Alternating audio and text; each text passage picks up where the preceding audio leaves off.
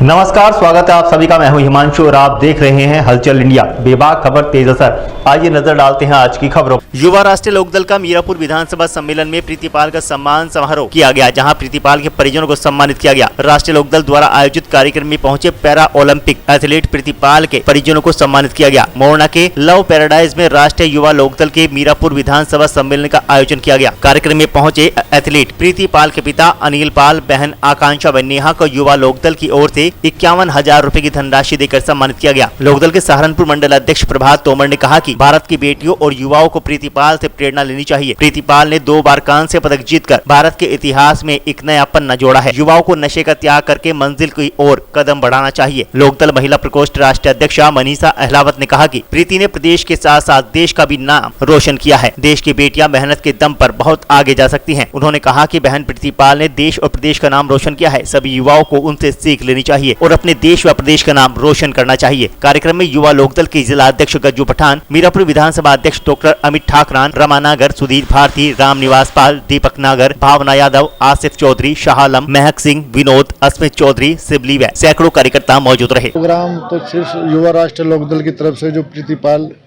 ने जो इस क्षेत्र का, हमारे जिले का और हमारे प्रदेश का और हमारे देश का जो नाम रोशन करा है, उनके सम्मान के लिए था। यह एक तीर से 2 निशाने साधे जा रहे हैं। सम्मान भी होगा, खिलाड़ी है, सम्मान करना ही है। और चुनाव आ रहा है, चुनाव की तैयारी है। जिस तरह युवाओं की भागीदारी देखना तो मिली। ये भी सच्चाई है कि देखो सुनो, चुनाव है और इसी क्षेत्र में है तो राजनीति तो होगी। तो क्या देखते हैं इस चुनाव को, किस तरह से इसका यहाँ मीरापुर पे राष्ट्रीय लोकदल बहुत मजबूती से चुनाव लड़ेगी और 30 से 40 हज़ार के बीच में जीतने का काम करेगी। टिकट की बात करेंगे, अभी टिकट घोषित नहीं हुआ, प्रत्याशी बहुत सारे। देखो, प्रत्याशी तो हमारा हेड पंप है नल का, वो चौधरी साहब हमारे जो राष्ट्रीय अध्यक्ष हैं, हमारे नेता हैं आदरणीय जैन जी, वे जिसे भी देंगे, हमारी पार्टी से 7-8 लोग टिकट मांग रहे हैं, उसमें एक मैं भी शामिल हूँ। वो जिसे भी टिकट देंगे उसे पूरी दमखम के साथ लड़ाया जाएगा और उसे जिताने का काम करेंगे। चर्चा ये भी है कि प्रत्याशी भाजपा का रहेगा और सिंबल लोकदल का होगा। इसी को लेकर भाजपा के भी कम से कम सैकड़ों लोगों ने नवे लगते सिंबल चुनाव लड़ेंगे। देखो, ये तो मैं नहीं कह सकता। देखो, ये तो मेरे जो नेता हैं आदरणीय जैन चौधरी जी, ये तो राष्ट्रीय लेवल का काम है। मैं तो उनका एक छोटा सा मजबूत कार्यकर्ता हूँ और इसी क्षेत्र में जब से चुनाव का सिलसिला शुरू हुआ तब से बराबर कंटिन्यू काम कर रहा और पार्टी की तरफ से ड्यूटी लगाई गई थी पहले भी और अभी भी लगातार संघर्ष जारी है। गज्जू जी, एक बात बताइए, कभी सपा के साथ कभी भाजपा के साथ अपने पैरों पर कब खड़ी होगी पार्टी? हम अपने पैरों पे ही हैं। देखो सुनो, चौधरी चरण सिंह, चौधरी अजीत सिंह और जैन चौधरी एक विचारधारा का नाम है। देखो, ये राजनीति है, कहीं ना कहीं आदमी को गठबंधन या समझौता करना पड़ेगा। गैर पैरों पर उड़ने वाले हद से दीवारों तक एक लाइन है, कब तक उड़ेगी?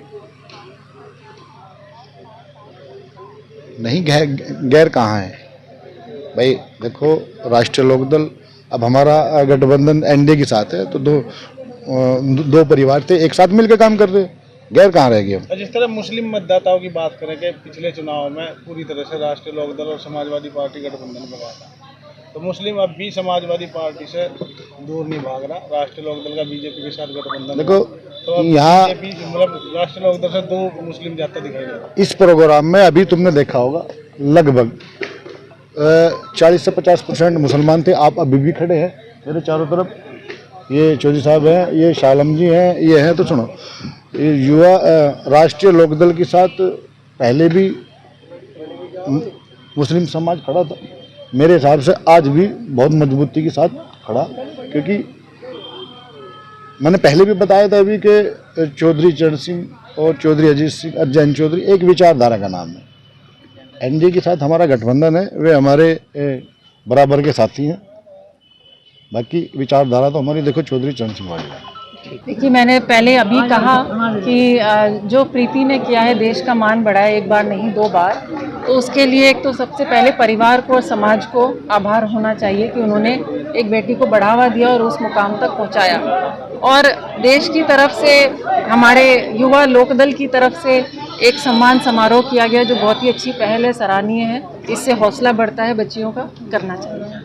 चौधरी साहब जब पूरी निधि को खेल और खिलाड़ियों के लिए समर्पित कर रहे हैं और प्रीति पाल के लिए कोई बड़ा काम किया, जिनको कौशल विकास विभाग की ब्रांड उसको लेकर क्या रहेगा? देखिए, जो एम्बेसडर बनाने का मतलब है कि आपने उनको एक लाइमलाइट में ला दिया है और काफ़ी हज़ारों लाखों लड़कियां उनको देखकर प्रेरित होंगी। उनकी कहानी देखो, जैसे ही कोई मीडिया में आता है, आप लोग नाम चलाते हैं तो लोग गूगल करते हैं कौन है। जब गूगल करते पता लगता है कहाँ से हैं, क्या बैकग्राउंड है, अच्छा यहाँ से हैं तो हम भी।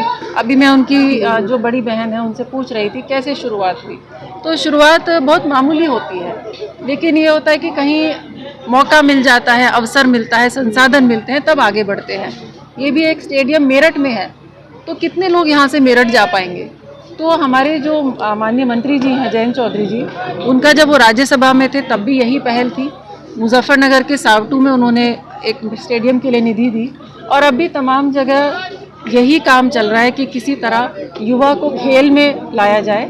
इससे आय भी बढ़ती है और मान भी बढ़ता है। मनीषा जी, राज्य में उपचुनाव होने हैं, आप चाहती हैं कि महिलाओं को यहाँ से टिकट मिले, ऐसा कोई भागीदारी हो उनकी? जी बिल्कुल, मैं महिला आयोग की सदस्य अभी मनोनीत हुई हूँ और मेरा राजनीति में आने का कारण भी यही है कि महिलाओं की जो हिस्सेदारी है वो राजनीति में बढ़ाई जाए।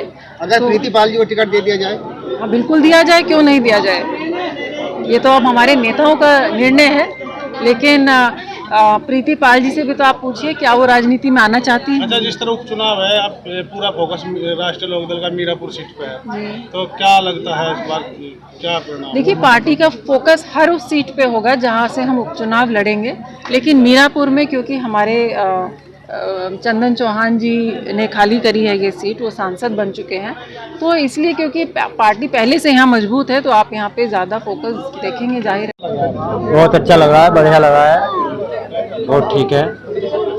आपका बहुत अच्छा लग रहा है। क्या कारण है प्रीति नहीं आ पाई? प्रीति बॉम्बे गई है, इस वजह से नहीं आ पाई।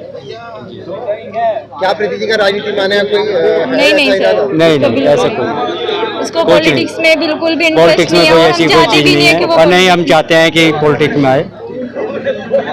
आगे धन्यवाद। बहुत ज़्यादा खुशी हो रही है। आप सब लोग इकट्ठे हुए हैं यहाँ पे और काफ़ी टाइम हो चुका है आपको वेट करते हुए भी, तो बहुत ज़्यादा खुशी हो रही है। उसी के लिए मैं आप सब लोगों का धन्यवाद करना चाहूँगी तहे दिल से, और माफ़ी भी चाहूँगी कि प्रीति यहाँ आ नहीं पाई, क्योंकि उसको मुंबई के अंबानी जी के फंक्शन में उसको जाना पड़ा। इंस्टेंट ही प्लान बना है, इमीडिएटली फ़ोन आया तो वो वहाँ पे गई है आज। जयंत चौधरी ने प्रीति को कौशल विकास विभाग का ब्रांड एम्बेसडर बनाया, तो क्या करना चाहेंगे? उसके लिए मैं जयंत चौधरी जी का धन्यवाद करना चाहूँगी। तो क्या अभी सोचा था आपने कभी कि आप नहीं सर, ऐसा तो नहीं कुछ सोचा था कि जयंत चौधरी सर ऐसा कुछ उसको एम्बेसडर बनाएंगे, लेकिन हाँ इतना सोचा था कि मेडल तो आना ही आना है। ब्रॉन्ज नहीं, हमने ये सोचा था कि उसका गोल्ड, सिल्वर, ब्रॉन्ज तीनों में से एक ना एक मेडल तो आना ही है। प्रीति की मेहनत का भरोसा था। हाँ जी बिल्कुल।